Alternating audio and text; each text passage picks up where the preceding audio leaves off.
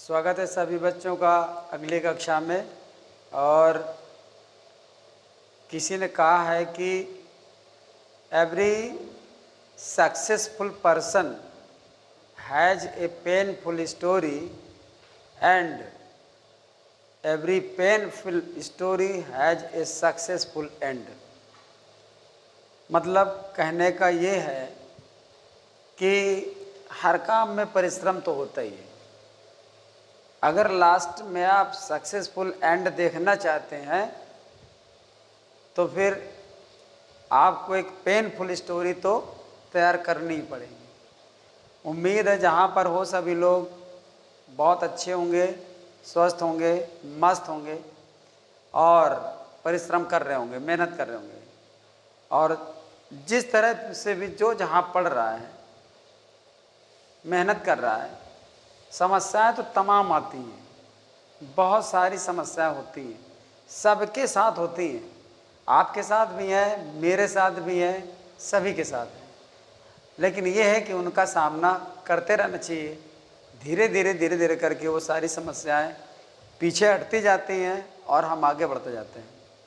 अगर किसी वजह से हम उस समस्या की वजह से वहीं रुक जाते हैं या फिर वापस हो जाते हैं तो संभवतः हम फिर उस जगह नहीं पहुंच पाते जहां हम जाना चाहते हैं। तो समस्याओं को पार करना है, उनसे आगे बढ़ना है। इसलिए सबको अपने काम में निरंतर लगे रहना पड़ेगा। तो आइए स्टार्ट करते हैं फिर से एक सुपर क्लास। और ये मैंने एक्सरसाइज ली है। एक्सरसाइज इसलिए ली है कि बहुत सारे पॉइंट्स हो गए हैं पार्ट्स ऑफ स्पीच के नाउन नंबर से रिलेटेड, तो उनको एक बार एनालाइज करना, एक बार अभ्यास करना बहुत ज़रूरी हो जाता है। तो जिस समय हम उनको प्रैक्टिस करते हैं तो काफ़ी हद तक प्रिपेयर हो जाता है। और जिन बच्चों ने वीडियो देखे हैं रेगुलरली तो उनको यहाँ पर एक कॉन्फिडेंस मिलेगा कि हाँ ये हमने पढ़ा है और ऐसा हमको बताया गया है। तो यहाँ पर एक एक्सरसाइज के रूप में मैंने 25 सेंटेंसेस लिए हैं और ये जितने सेंटेंसेस लिखे हुए हैं ये सभी गलत हैं। अगर मुझे लिखने में कहीं पर मुझसे मिस्टेक नहीं हुई होगी तो ये जहाँ तक सभी गलत हैं और इनको हमें देखना है कि इनमें कमियाँ क्या हैं, इनमें क्या मिस्टेक्स हैं जो हमें सही करना चाहिए। तो 25 सेंटेंसेस हैं, नाउन नंबर से रिलेटेड हैं, कुछ अदर रिलेटेड हैं। तो यहाँ पर सभी देख लेते हैं क्योंकि इसके बाद अब नाउन नंबर फिनिश हो जाएगा। अब चलेगा नाउन का जो नाउन केस एपोस्ट्रॉफी है, यानी नाउन का पॉजिटिव केस चलेगा यहाँ पर कि नाउन को हम पॉजिटिव केस फॉर्म में कैसे देते हैं। तो काफ़ी देखो ये बहुत डीप होते हैं और बड़ा टाइम लगता है इनमें। मैंने कई पार्ट बनाए हैं, ये आज मेरा एक्सरसाइज का 9th पार्ट है जो नाउन नंबर से रिलेटेड है। वैसे मैं 8 पार्ट में नाउन नंबर एक्सप्लेन कर चुका हूँ बिल्कुल बिगिनिंग से। तो जो भी उनको पढ़ेगा तो वो कम से कम नाउन नंबर जो रिलेटेड क्वेश्चंस होंगे या जो भी उनकी क्वेरीज होंगी वो सब उसमें से मिल जाएगा, लगभग मिल जाएगा। कुछ पॉइंट्स छूट गए हो तो मैं कह नहीं सकता, अगर जो छूट गया हो और किसी को कुछ पूछना हो तो वो कमेंट करके पूछ सकता है, मैं उसको क्वेरीज में डाल दूंगा, आपको आगे मिल जाएगा वीडियो। फिलहाल स्टार्ट करते हैं। Towns after towns were destroyed. याद करिए मैंने कहीं पर ये एक्सप्लेन किया था कि मैंने कहा था जब किसी भी नाउन को किसी प्रीपोजिशन के द्वारा ऐड करके रिपीट करते हैं वह हमेशा सिंगुलर आता है और उसके साथ वर्ब भी सिंगुलर आती है। तो जो आप यहाँ पर देख रहे हैं टाउन्स आफ्टर टाउन्स, ये गलत है, अर्थात ये एस नहीं होगा, ये एस नहीं होगा। क्या कहा था मैंने कहा था कि जब कभी किसी नाउन को किसी प्रीपोजिशन से, और ऐसे 2-4 क्वेश्चन हैं, ये भी है इसमें, ये भी है, तो यहाँ पर ध्यान देने की जरूरत है। नियम ये है कि जब किसी नाउन को किसी प्रीपोजिशन से ऐड करते हैं तो वो नाउन हमेशा सिंगुलर आता है। याद करिए जब मैंने कहा था फ्रॉम डोर टू डोर और विलेज आफ्टर विलेज, और यहाँ पर उसी प्रकार से दिया हुआ साइड बाय साइड, ऐसे करके वहाँ पर मैंने दिया था। तो यहाँ पर आपको ध्यान देना है कि एक तो एस नहीं आएगा, यहाँ पर एस नहीं आएगा, यहाँ पर एस नहीं आएगा, ये आएगा टाउन आफ्टर टाउन। और फिर यहाँ पर आपकी वर्ब जो होगी वो सिंगुलर आएगी, अर्थात यहाँ पर आपकी वाज आएगी। तो हो जाएगा town after town was destroyed, एक के बाद एक नगर तबाह हो गया, ऐसा बोला जाएगा। नगर के नगर तबाह हो गए ये भी हम बोल सकते हैं, लेकिन इसका जो रियल सेंस है ये है कि एक के बाद एक नगर तबाह हो गया, ऐसा बोलना होता है। फिलहाल आवर्स आफ्टर आवर्स वर पास्ड, मतलब घंटे के बाद घंटा बीत गया, तो हम ये भी कह सकते हैं घंटों बीत गए। लेकिन लिखने का जो स्टाइल है वो एस नहीं आएगा, यहाँ पर इसका एस नहीं आएगा और यहाँ पर वाज आएगा। ये ध्यान देना है बहुत अच्छी तरह से, क्योंकि जो बच्चे एग्ज़ाम्स में अपीयर हो चुके हैं वो बेहतर जानते हैं कि निश्चित तौर पर इसी तरह का एरर्स आता है, इसी तरह के मिस्टेक्स आती हैं। तो यहाँ पर हो जाएगा hour after hour was past, तो ये वर नहीं आएगा, यहाँ पर ये ध्यान देना। फिर लिखा रोज आफ्टर रोज अपॉन रोज, ये भी देखिए प्रीपोजिशन है, ये प्रीपोजिशन है, ये प्रीपोजिशन है, और इस प्रीपोजिशन से दो नाउन जोड़े जा रहे हैं तो ये सिंगुलर आएगा। Row upon row of pink marble are नहीं इज, अब यहाँ पर इज ब्यूटीफुल आएगा, या लुक करेंगे तो लुक्स ब्यूटीफुल आएगा, मतलब सिंगुलर वर्ब आएगी इसमें।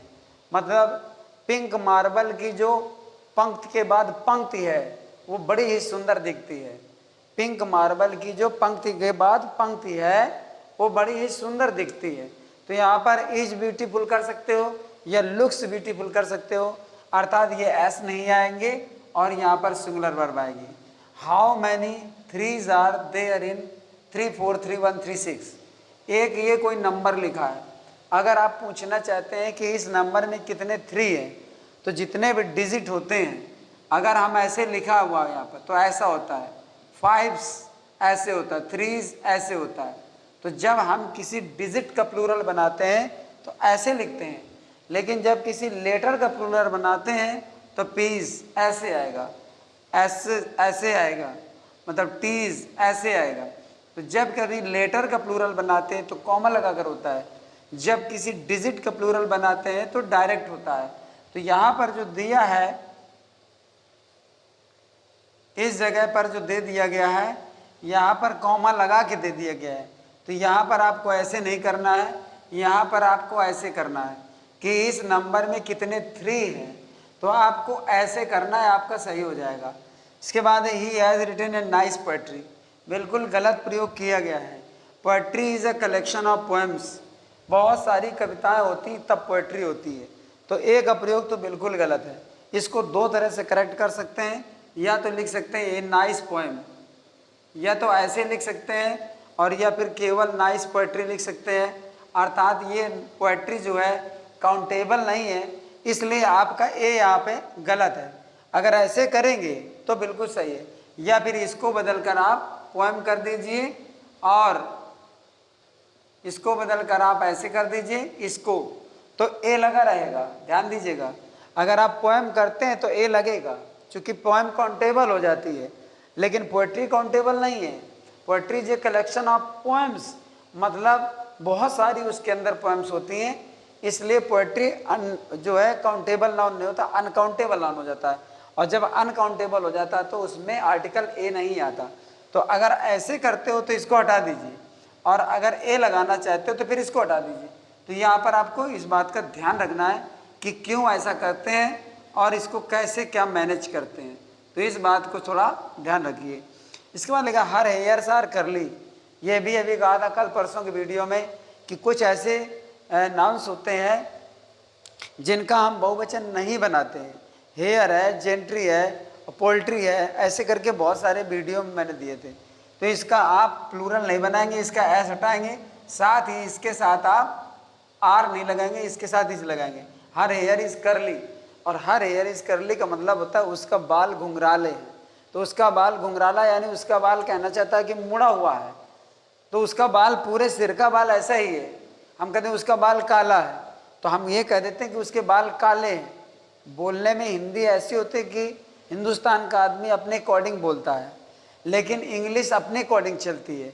तो यहाँ पर हम इसको इसी तरह से करेंगे कि यहाँ पर ऐसा हटाएंगे और यहाँ पर ईच करेंगे। I want a paper, paper माने कागज होता है, और paper is a material noun, paper material noun है, चाहे वो ब्रिक हो, स्टोन हो, सैंड हो, सॉइल हो, मिल्क हो, गोल्ड हो, आयरन हो, ये सब मटेरियल नाउन में जाता है। तो जब मटेरियल नाउन में जाता है तो उसके साथ में कोई भी आर्टिकल नहीं लगता है। तो यहाँ पर लिखेंगे आई वॉन्ट पेपर।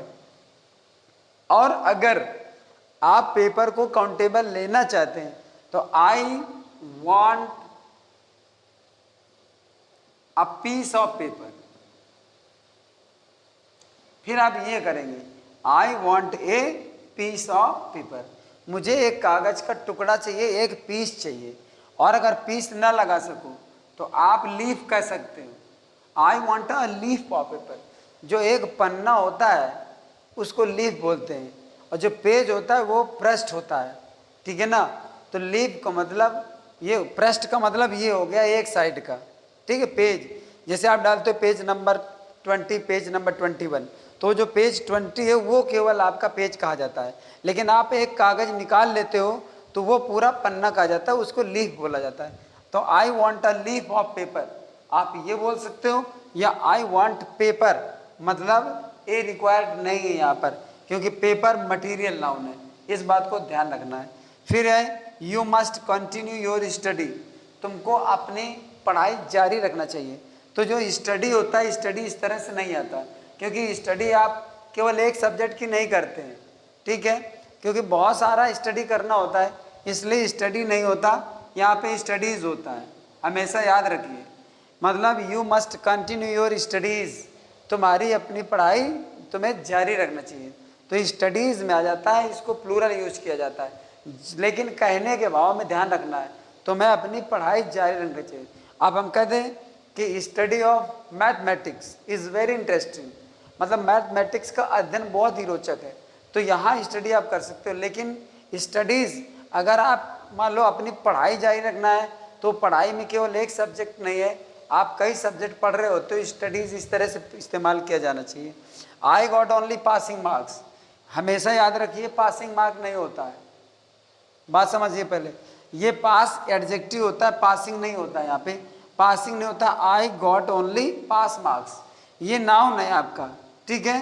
तो पासिंग मार्क्स लोग बोलते हैं और माइंड पे इतना सेट हो गया है कि वही अच्छा लगता है और वही सही लगता है, लेकिन दिस इज एब्सोल्युटली रॉन्ग। आपको बोलना होता है I got only pass marks, मुझे केवल मतलब पास होने वाले अंक मिले, तो पास मार्क्स ये बोलना है, पासिंग मार्क्स नहीं बोलता है, इसको ज़रा ध्यान रखना है। There is no space in the car, जब हम कहते हैं कि कार में कोई जगह नहीं, गाड़ी में कोई जगह नहीं है, तो स्पेस नहीं बोलते हैं। स्पेस एक बड़े एरिया को बताता है, मतलब स्पेस कोई भी एरिया बड़ा हो सकता है, किसी भी तरह का स्पेस होता है। स्पेस बड़े स्थान के लिए डिनोट करता है, लेकिन रूम एक छोटे स्थान के लिए डिनोट करता है। कार में 4 लोग बैठे हैं और 5वें की जगह नहीं है, तो आप कह देंगे कि देयर इज नो रूम। तो यहाँ पर जो स्पेस दिया हुआ है, यहाँ पर हमेशा रूम प्रयोग किया जाता है। देखिए मैं थोड़ा सा इस बात से मजबूर हूँ कि अगर मैं 4 सेंटेंस, 10 सेंटेंस, 6 सेंटेंस लेता हूँ तो समझाने का स्पेस बच जाता है, लेकिन यहाँ पर मैंने ज़्यादा से ज़्यादा सेंटेंस लिए हैं तो थोड़ा सा एक्सप्लेन करने की जगह नहीं है। तो आप, मैं जहाँ लिख रहा हूँ उस पर नज़र रखिए, और जहाँ मैं जो कुछ बोल रहा हूँ उसको थोड़ा ध्यान से सुनिए। मतलब हम ऐसे बोलते हैं कि हालांकि मैंने ये जगह छोड़ी इसीलिए, लेकिन चूँकि यहाँ नीचे बताने में थोड़ी प्रॉब्लम हो जाती है, there is no room in the car, हम इसलिए यहाँ पर हमेशा ये बोलते हैं कि there is no room in the car. Room क्यों बोलते हैं? Room is a smallest part of any place, किसी भी जगह का मतलब एक छोटा पार्ट होता है। जब आप 4 बैठ रहे हो और 5वां पूछ रहा है, तो पूरे गाड़ी में तो नहीं बैठे ना, 5वां अपने उस स्थान के लिए कह रहा है जिस छोटी सी जगह में वो बैठेगा, तो वो छोटी सी जगह के लिए पूछ रहा है, तो वहाँ पर हमेशा रूम प्रयोग किया जाता है, स्पेस प्रयोग नहीं किया जाता। There is no room in the car. इसके बाद Rahul has finished 2/3 of his work. कल मैंने बताया था पिछले वीडियो में कि जब ऑफ कंस्ट्रक्शन आता है तो जो यहाँ पर आपका आता है वो एडजेक्टिव आता है, वो एस करके आता है। तो राहुल हैज़ फिनिश्ड 2/3 ऑफ, जैसे 100s of, dozens of, millions of. जब आप इस तरह का सेंस देते हो, यानी कि उसको ऑफ कंस्ट्रक्शन में देते हो, तो यहाँ पर जो एडजेक्टिव आता है, जैसे ये था कि ही परचेज्ड 2 पेयर्स ऑफ शूज, तो वहाँ पेयर्स लगाया गया था। इसी तरह यहाँ पर थर्ड में एस लगेगा और आपका सही होगा। One of his son is a teacher, उसके बेटों में से, अब वन ऑफ हिज सन, जब भी वन ऑफ कंस्ट्रक्शन होता है, वन ऑफ, उसके बाद आने वाला नाउन हमेशा प्लूरल में होता है। One of the greatest poets, one of his brothers, one of his friends, one of his daughters, one of them, one of us, one of you, one of कुछ भी मतलब होता है, वन ऑफ द टीचर्स कुछ भी होता है, one of the players. तो बाद में वन ऑफ के बाद जो भी नाउन आता है वो प्लूरल आता है। यहाँ सिंगुलर दिया है, इसमें एस लगाना है और ये सही हो जाएगा। There are many news published today, बहुत सारी आज नई खबरें छपी हैं। There are many news, many news नई नहीं है यहाँ पर, there are many news published today, आज अनेक खबरें छपी हैं, बहुत सारी खबरें। तो हम हिंदी में ऐसे बोलते हैं बहुत खबरें छपी हैं, लेकिन अब समस्या ये आती है, कहना तो वो यही चाहता है, बट अगर हम आर हटाते हैं तो मैनी को क्या करें, ठीक है ना, और अगर हम मैनी हटाते हैं तो आर को क्या करें। तो कुल मिलाकर ऐसा होता है कि जो कहना चाहता है भाव हमें वही देना है। वो कहना चाहता है कि बहुत खबरें छपी हैं, काफ़ी खबरें छपी हैं, ज़्यादा खबरें छपी हैं, तो हम करते क्या कि इसको यही रखते हैं। और मैंने बताया था कि जब भी न्यूज़ है या इन्फॉर्मेशन है या फिर आपका और बताया, जैसे ब्रेड बताया था, फर्नीचर बताया था, ऐसे बहुत बताए थे, तब मैंने बताया था कि पीसेज ऑफ। तो अगर आप कर देंगे many pieces of news, there are many, और इधर डाल दीजिए आप pieces, many pieces of news, pieces के साथ ऑफ करिए और लगा दीजिए न्यूज़, आपका सेंटेंस सब कुछ सही है, आर भी रहेगा, मैनी भी बना रहेगा। इसके बाद I go for a 2 miles walk daily, ये कहा गया था कि जब ऑफ कंस्ट्रक्शन ना हो और आपका कोई कंपाउंड एडजेक्टिव आ रहा हो, ये नाउन है आपका, मैं प्रतिदिन 2 मील की मतलब जो है 2 मील टहलता हूँ, वॉक माने टहलना हो गया, नाउन है हालांकि वहाँ। तो अब ऐसी स्थिति में इसमें आपको ऐसा नहीं लगाना होता है। I go for a 2 mile walk, 2 mile walk मतलब मील्स वॉक नहीं होगा, ये कंपाउंड एडजेक्टिव बनता है और एडजेक्टिव में एस कभी नहीं लगता है। तो यहाँ पर इस बात को ध्यान रखना है, कभी नहीं का मेरा मतलब ये है कि इस सिचुएशन में, और अगर वो इस सिचुएशन में तो लग भी सकता है, चूँकि सिंटैक्स है। और यहाँ पर हर बार आपको कोई ना कोई नया फार्मूला या नई टेक्निक और सामने आपके आती है, और उसी को अगर आप ध्यान रखते हो तो आप बहुत अच्छी प्रिपरेशन कर रहे हो। तो यहाँ इस चीज़ को समझना है। तो यहाँ पर हो जाएगा आई go for a 2 mile walk, ऐसा हटा देंगे, इसको सही हो जाएगा। Keats poetry is very great, कीट की पोएट्री बहुत महान है। कीट मीन समझते हो क्या होता है? कीट्स का मतलब है जॉन कीट्स, एक्चुअली उनका नाम ऐसे लिखा जाता है, जॉन कीट्स, ठीक है ना। ये जॉन कीट्स उनका पूरा नाम है, जो जॉन कीट्स है। अब वो अगर आप ऐसे कर देते हो कि कीट, ऐसे कर देते हो फिर ऐसे करते हो, तो पढ़ते हम इसको भी कीट्स हैं, पढ़ेंगे हम इसको भी कीट्स और इसको भी कीट्स पढ़ेंगे, लेकिन इसी बात का तो कन्फ्यूज़न हो जाता है, लड़का इसको हटा देता है, ठीक, ये कीट्स पोएट्री। या कुछ लोग ऐसे कर देते हैं, ऐसे करके यहाँ पर कीट, हाँ ये तो था ही, तो कीट्स ऐसे ही तो यहाँ पर है, हाँ तो ये कर देते हैं वहाँ पर, ठीक है। अब वो उसने क्या किया कि इसको हटाया और ये ख़त्म कर दिया, लेकिन आपको ध्यान रखना होता है कि आप इसको ऐसे करोगे ये, और फिर आप ऐसे कॉमा लगाओगे, तो ये आपका फुल नेम हो जाएगा जॉन कीट्स। तो जहाँ पर जिस नाउन में बाद में एस आता है उसमें सिर्फ एपोस्ट्रोफी या पोजेसिव केस बनाने के लिए सिर्फ कॉमा लगता है और एस अलग से नहीं लगता। तो जॉन कीट्स ऐसे किया, कॉमा लगाया और हो गया। तो ये करना होता है, और ये जो लिखा हुआ है ये गलत लिखा हुआ है, ऐसा नहीं होता है। तो इस बात को थोड़ा ध्यान रखना है। इसके बाद है this house is made of BRICS and stones, यह घर ईंट पत्थरों का बना हुआ है। तो ब्रिक और स्टोन जो है ये जो है आपका मटेरियल नाउन है, तो ये कभी बहुवचन में नहीं होता है। तो यहाँ पर आपको ब्रिक एंड स्टोन, मतलब ये मकान ईंट पत्थर का बना हुआ है, ईंटों और पत्थरों का हम कह सकते हैं हिंदी में, लेकिन आपको इसका नाउन नहीं बनाना है क्योंकि ये मटेरियल नाउन है। तो यहाँ एस नहीं लगना है, बहुवचन नहीं करना है, मतलब ये मैं कह रहा हूँ। तो यहाँ पर ब्रिक एंड स्टोन होगा।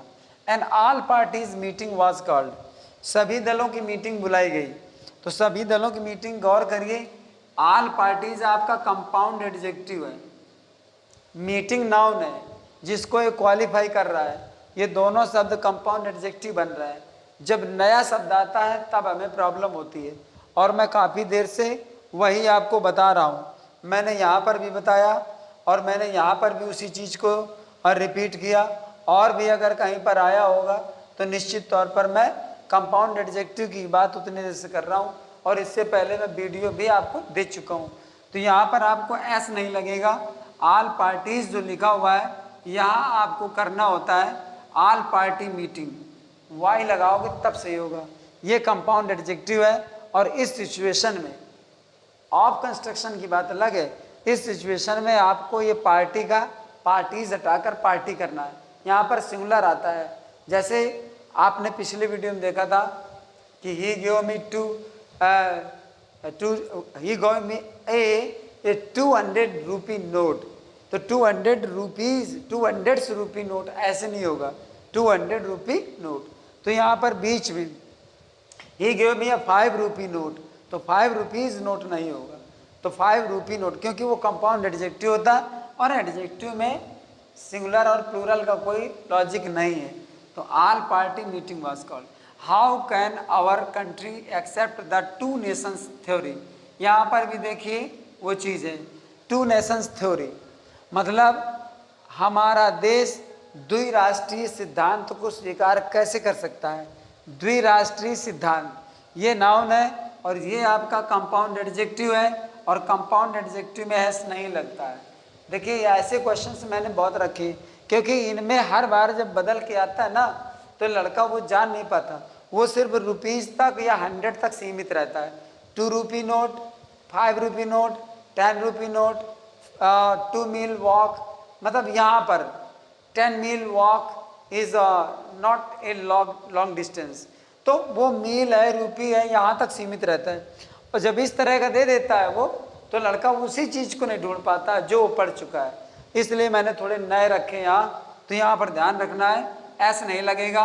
सिद्धांत बिल्कुल वही है, नियम बिल्कुल वही है, और आप देख भी रहे हो कि यहाँ टू नेशन थ्योरी आएगा, टू नेशंस थ्योरी नहीं आएगा। The committee was divided on this issue. Issue मतलब मैटर या कोई भी बात। तुमको मैंने बताया था कि कमिटी है, जूरी है और गवर्नमेंट है। जब ये आते हैं और किसी बिंदु पर अगर इनकी ओपिनियन डिफरेंट होती है, बढ़ जाते हैं, तो इनमें प्लूरल वर्ब आती है। और अगर किसी ओपिनियन या किसी पॉइंट पर ये जो टर्म्स हैं ये अगर एक ही होते हैं, जूरी एक ही है, ग्रुप ऑफ जजेस, ठीक है, गवर्नमेंट है या कमिटी है, ये किसी बिंदु पर एक ही बिंदु पर सारे सहमत हैं, तो फिर सिंगुलर वर्ब आती है। चूँकि यहाँ डिवाइड हो रही है इसलिए वाज नहीं आएगा, यहाँ पर वर आएगा और आपका सेंटेंस सही हो जाएगा। A poet and writer are dead. कभी आपने आर्टिकल में पढ़ा था कि जब हम एक ही पदों पर दो व्यक्तियों को मतलब दो पदों पर एक ही व्यक्ति को देखते हैं तो आर्टिकल सिर्फ पहले नाउन के आगे आता है। जब दो पदों पर एक ही व्यक्ति को देखते हैं तो आर्टिकल सिर्फ पहले नाउन के आगे आता है, चाहे द हो चाहे ए हो। और अगर दोनों पदों पर, दोनों प्रोफेशन पर अगर व्यक्ति अलग अलग है तो फिर आर्टिकल दोनों में आता है और बहुवचन की क्रिया लगती है। तो जब आर्टिकल सिर्फ एक के आगे आता है तो व्यक्ति एक होता है, पद दो होते हैं और वर्ब आती है सिंगुलर। यहाँ पर a poet and writer are dead, यहाँ जिस हिसाब का ये दिया गया है, जिस तरह से दिया गया है, इससे पता चलता है कि एक ही आदमी है जो कवि भी है और लेखक भी है।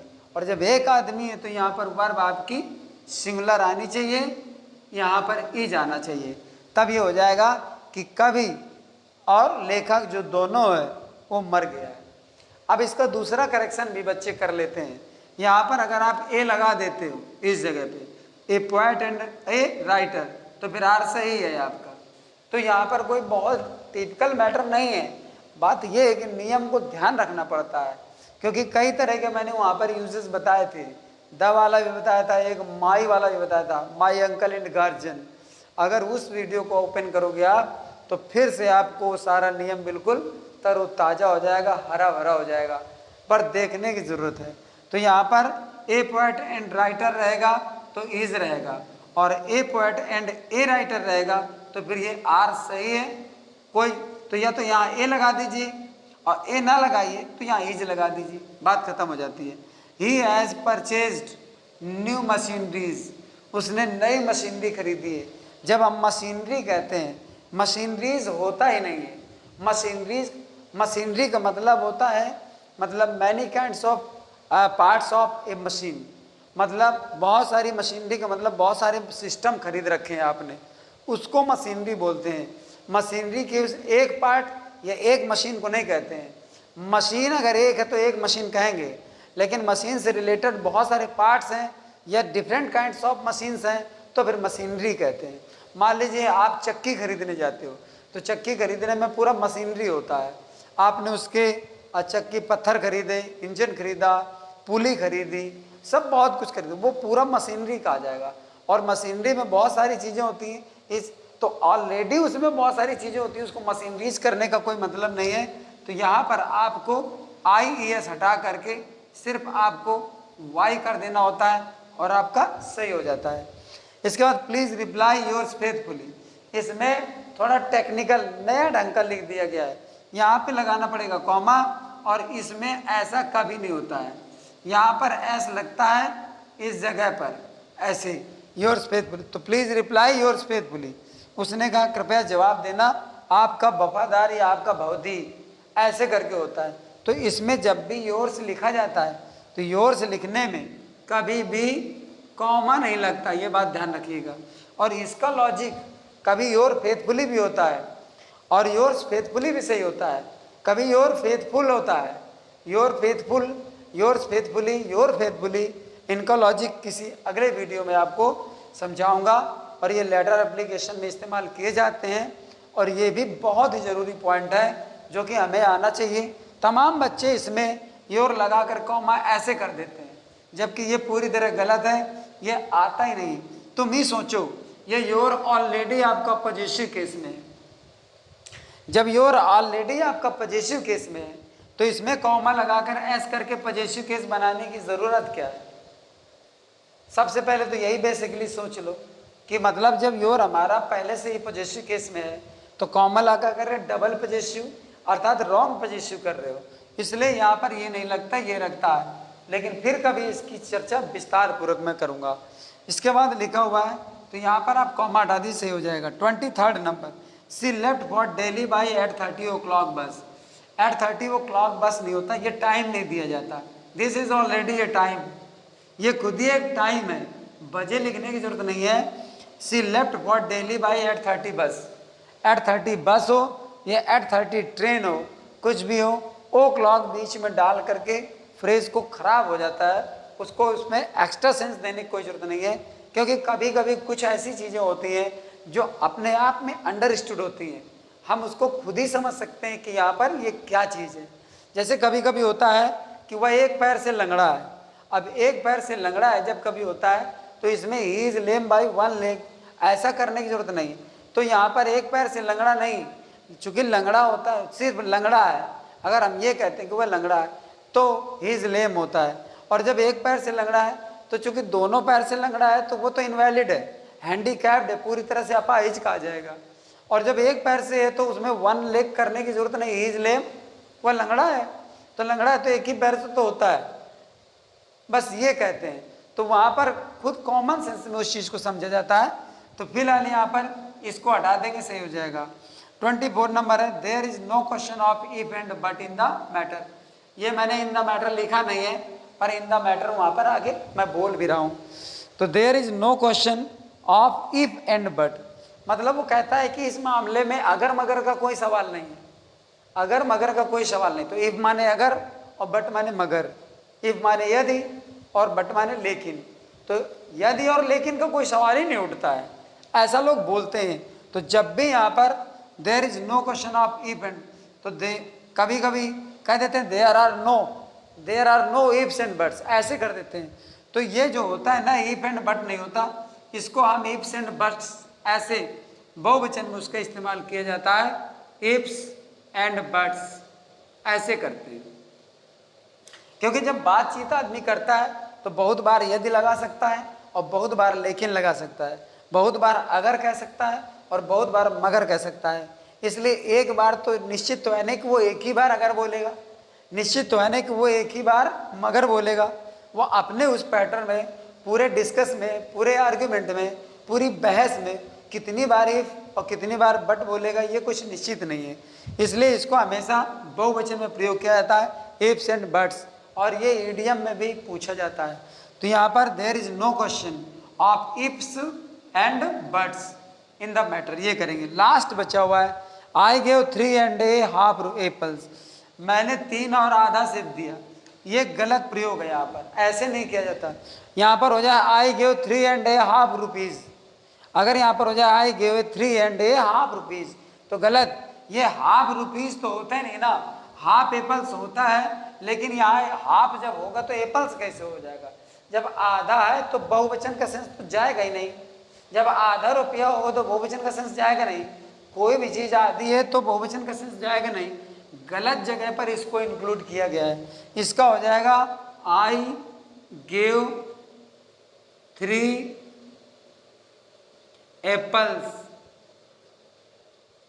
एंड ए हाफ, मैंने 3 सेब और आधा दिया, अर्थात मतलब हो जाएगा मैंने उसे 3.5 सेब दिए। अब यहाँ पर 3.5 तो 3 एप्पल्स एंड ए हाफ, ये चीज़ आ जाएगी। तो यहाँ पर ये चीज़ इसके लिए आई है, इसके लिए नहीं आई है, गलत जगह पर वहाँ लिखा था। और इसका लिखना भी जरूरी है, वरना पता कैसे चलेगा कि एप्पल्स है कि रुपीज़ है कि क्या है। अगर रुपीज़ होगा तो भी यहीं पे लगेगा। तो इस तरह से यहाँ पर एप्पल्स यहाँ सेट किया जाएगा और आपका सही हो जाएगा। तो यहाँ पर मैंने जो ये सब पूरा समझाया है वो इसलिए कि जो अभी आपने प्रीवियस वीडियोस में जो रूल्स पढ़े हैं वो थोड़ा सा फ्रेश हो जाए, जो डाउट्स हो वो क्लियर हो जाए। इसके बावजूद मैं तुम लोगों को इनवाइट भी करता हूँ कि अगर कोई डाउट बचता है तो आप कमेंट करके बताइए, मैं उसको सॉल्व करूँगा, रिप्लाई करने की कोशिश करूँगा पूरी। तो यहाँ पर आपको समझना है, और ये सारा सब कुछ मैंने पूरा प्रयास किया है कि अगर आप इसको ध्यान से पढ़ोगे तो काफ़ी ऐसी चीज़ें हैं जो आपके अंदर एक नई ऊर्जा और नया ज्ञान जरूर भर देंगी, ऐसा मेरा विश्वास है। बाकी तुम अपनी मर्जी से कितना समझते हो, कितना पढ़ते हो, वो तुम्हारे ऊपर डिपेंड है। इसलिए थोड़ा सा इसको आप समझने की कोशिश करिए और पॉजिटिवली समझने की कोशिश करिए, क्योंकि ये ग्रामर है, इसमें बहुत सारे एक्सेप्शंस भी होते हैं। लेकिन कहीं पर कोई चीज़ दूसरी अगर मिले तो आप मुझे ज़रूर बताइए, मैं उसको भी कहीं ना कहीं से सॉल्व करने की कोशिश करूँगा, वो डाउट दूर करने की कोशिश करूँगा। तो फिर से एक बार आपको सभी को, आप वीडियो जो देखते हो उसके लिए बहुत बहुत धन्यवाद, सभी को बहुत बहुत आभार, और सभी बच्चों को ढेर सारा प्यार मेरी तरफ से। जय माता दी।